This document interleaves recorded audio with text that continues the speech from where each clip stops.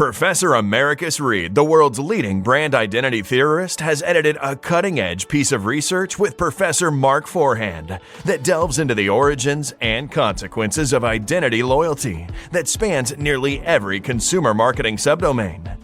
This is a sneak peek of Chapter 13, Associations Matter, Revisiting the Threat Typology Model.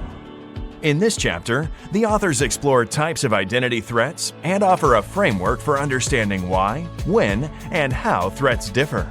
Everyone has a sense of identity, or a set of labels they associate themselves with, such as nationality, gender, or intelligence.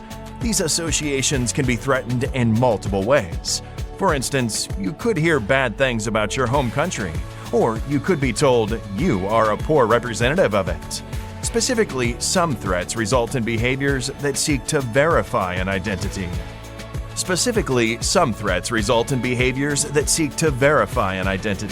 While others lead to behaviors aimed at distancing the self from an identity.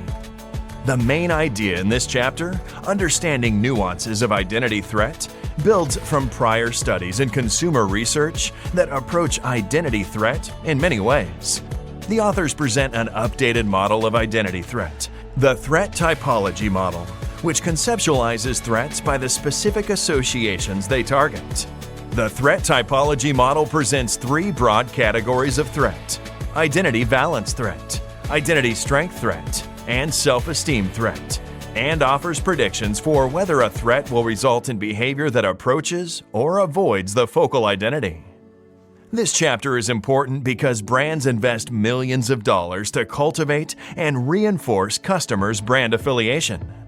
Certain identity threats undermine consumer brand affiliation, while other types of identity threats bolster it.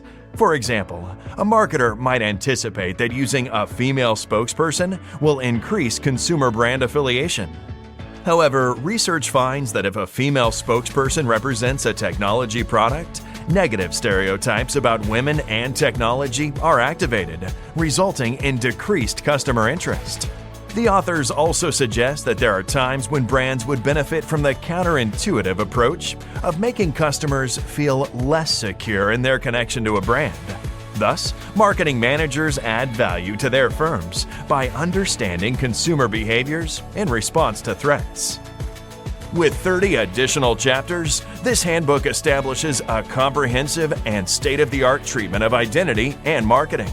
It is the authoritative and practical guide for academics, brand managers, marketers, public policy advocates, and even intellectually curious consumers. Pick up your copy today and learn more at americusread.com.